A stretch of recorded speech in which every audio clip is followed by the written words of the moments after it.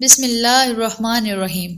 ایک دن حضرت صلی اللہ علیہ وسلم لوگوں میں تشریف فرما تھے کہ آپ کے پاس ایک شخص آیا اور پوچھنے لگا کہ ایمان کسے کہتے ہیں۔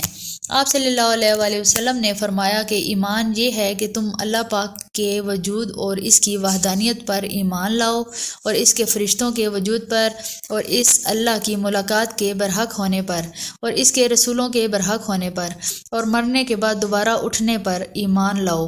پھر اس نے پوچھا کہ اسلام کیا ہے؟ آپ صلی اللہ علیہ وسلم نے پھر جواب دیا کہ اسلام یہ ہے کہ تم خالص اللہ کی عبادت کرو اور اس کے ساتھ کسی کو شریک نہ بناؤ، اور نماز قائم کرو، اور زکوٰۃ فرض ادا کرو، اور رمضان کے روزے رکھو۔ پھر اس نے احسان کے متعلق پوچھا۔ آپ صلی اللہ علیہ وسلم نے فرمایا، احسان یہ کہ تم اللہ کی عبادت اس طرح کرو گویا تم اسے دیکھ رہے ہو۔ اگر یہ درجہ نہ حاصل کر سکو تو پھر یہ تو سمجھو کہ وہ تم کو دیکھ رہا ہے۔ پھر اس نے پوچھا کہ قیامت کب آئے گی؟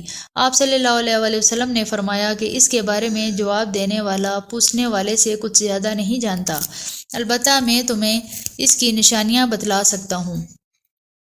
وہ یہ ہیں کہ جب لونڈی اپنے آقا کو جنے گی، اور جب سیاہ اونٹوں کے چرانے والے دیہاتی لوگ ترقی کرتے کرتے مکانات کی تعمیر میں ایک دوسرے سے بازی لے جانے کی کوشش کریں گے۔ یاد رکھو، قیامت کا علم ان 5 چیزوں میں ہے جن کو اللہ کے سوا کوئی نہیں جانتا۔